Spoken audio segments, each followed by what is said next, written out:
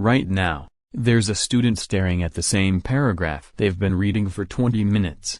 Their eyes are moving across the words, but their brain? It's spiraling through a mental tornado of am I doing this right? What if I fail? Should I be using a different method? And here's the brutal truth, overthinking doesn't just waste your time, it's literally rewiring your brain to fail. But in the next few minutes, I'm going to show you the exact neuroscience-backed system that helped me go from spending 6 hours studying to master what now takes me 90 minutes. And no, this isn't about studying harder, it's about stopping the mental sabotage that's destroying your focus before you even start. Here's something nobody tells you about overthinking, it's not a personality flaw. It's a habit loop that your brain has learned, and just like you learned it, you can unlearn it. The students who seem naturally focused, they're not special, they just cracked a code that I'm about to hand you on a silver platter. 3 years ago, I was the poster child for analysis paralysis. I'd spend 45 minutes organizing my desk before studying, another 30 minutes deciding which topic to tackle first. Then I'd start reading, but my brain would hijack the session. Wait, should I be making flashcards instead? Is this even going to be on the exam? Everyone else probably understands this better than me. 5 hours would vanish, and I'd have maybe 1 page of decent notes to show for it. My grades were average at best, and I was exhausted, not from studying, but from the mental gymnastics happening inside my skull. Then I discovered something that changed everything. And I mean everything. My GPA jumped 1.2 points in a single semester. But more importantly, studying stopped feeling like psychological warfare. Here's what I learned. Overthinking while studying happens because of 3 specific triggers, and once you identify your trigger, you can shut down the overthinking spiral in less than 60 seconds. The 3 triggers are: 1. Ambiguity anxiety, not knowing if you're doing it right. 2. Outcome obsession, fixating on grades instead of the process. 3. Comparison contamination, measuring yourself against others. Most students have one dominant trigger. Identify yours, and you've won half the battle. Let me show you how. If you're someone who constantly asks, is this the best way to study this? Or should I be doing something different? You've got ambiguity anxiety. Your brain craves certainty, and studying is filled with uncertainty. So your mind keeps searching for the perfect method, the right approach, the optimal strategy. But here's the plot twist, that search is the distraction. Before you start any study session, you get 10 minutes, and only 10 minutes, to make all your decisions. What am I studying? What method am I using? How long will I study? What does done look like? Set a timer. When it beeps, those decisions are locked. No changing them. No second guessing them. You've committed. Here's why this works. Your brain's prefrontal cortex, the decision-making part, uses a ton of glucose.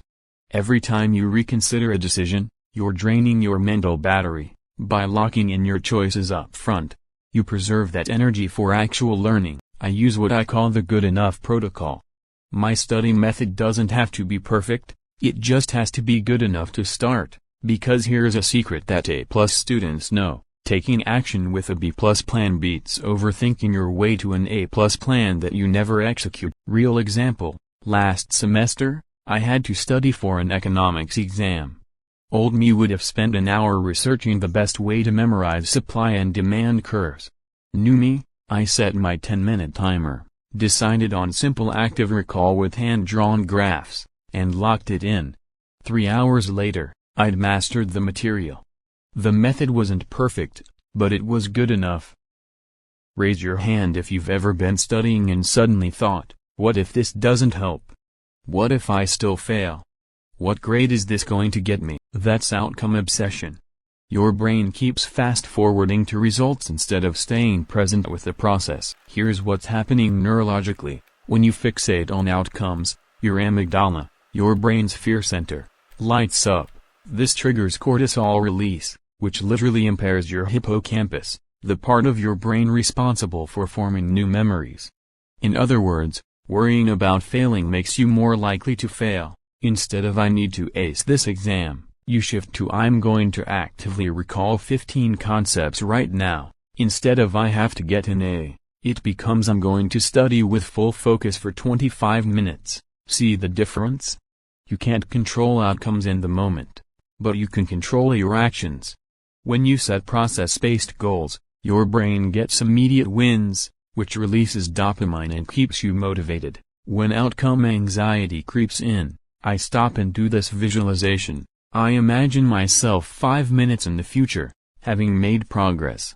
Not finishing the entire chapter, just being 5 minutes further along than I am now. That future self always looks calmer, more confident, and relieved they kept going. Then I ask, what would 5 minutes future me want me to do right now? The answer is always, keep studying. This trick works because it shrinks your time horizon. You're not trying to control what happens on exam day, you're just getting to the next 5-minute checkpoint, comparison contamination. This is the killer for so many students. You see your classmates' color-coded notes on Instagram. You hear someone casually mention they already finished the reading. You notice everyone else seems calm while you're drowning. Comparison contamination makes you study everyone else's process instead of trusting your own. Here's the truth bomb. You're comparing your behind the scenes to everyone else's highlight reel. That person with the perfect notes? They might be failing the actual exams. That classmate who finished early? They might have barely skimmed. You create what I call a study bubble, a comparison-free zone. Here's how. 1. Pre-session ritual. Before studying, I literally say out loud, the only person I'm competing with is who I was yesterday. This primes your brain to focus inward. 2. Evidence logging. Keep a simple log of your actual progress. Not what you wish you'd done, what you actually did. Monday, struggled with Chapter 3, got through 10 pages. Tuesday, Chapter 3 clicked, finished it. Started Chapter 4. Wednesday, reviewed Chapter 3, retained 80% on self-quiz. When you see your trajectory, you stop caring about everyone else's. 3. The comparison swap. Every time you catch yourself comparing, immediately redirect to a self-comparison question.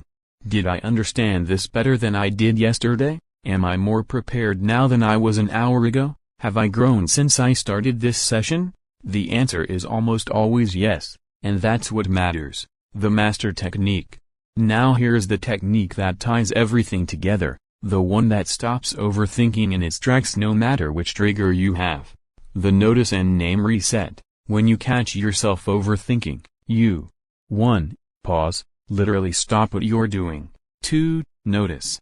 Recognize the overthinking is happening. 3. Name. Say in your head or out loud, I'm overthinking about specific thing. 4. Redirect. Ask yourself, what's the very next physical action I need to take? Example, you're reading a textbook and suddenly your mind spirals into, is this even important? Should I highlight this? What if? Stop. I'm overthinking about whether to highlight this paragraph. What's the next physical action? Decide, highlight or don't. Either way, keep reading. The magic happens in the naming step. Research shows that labeling your emotions and thoughts reduces activity in your amygdala. You are essentially calming your own nervous system by acknowledging what's happening. If overthinking persists, use this grounding technique. Name 3 things you can see right now. Name 2 things you can physically feel. Name 1 thing you can hear. This yanks your brain out of abstract worry and anchors it in physical reality. Then immediately return to your study task. The practical system. Let me give you the exact system I use every single day. Before studying. 10-minute decision lockdown. Eliminate ambiguity. Set one process-based goal, not outcome-focused. Pre-session ritual. I'm competing with yesterday's me. During studying, notice and name any overthinking the second it appears. 5-minute future self-check-ins. After studying, evidence log. What did I actually accomplish? No post-session second-guessing allowed. Celebrate the completion, not perfection. If overthinking becomes overwhelming and you're completely stuck, 1. Stand up and move for 60 seconds. 2. Drink water. 3. Ask, what's the smallest possible action I can take right now? 4. Do that one tiny thing. 5. And use the momentum to continue. Sometimes you need to stop overthinking about how to stop overthinking, and just move your body to reset your mind. Look, here's what I need you to understand. Overthinking isn't your enemy. It's a misguided attempt by your brain to protect you from failure. Your brain thinks that if it considers every angle, weighs every option, and anticipates every problem, you'll be safer. But safety isn't what you need, progress is. The students who excel aren't the ones who never overthink. They're the ones who catch themselves overthinking faster and get back on track quicker. That's the skill we've built today. So here's your challenge. Your next study session, implement just one technique from this video. Not all of them, that's overthinking. Pick one. Try it.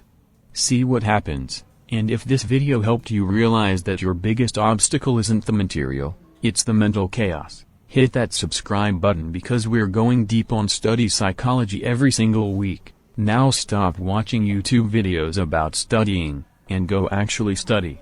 You've got this.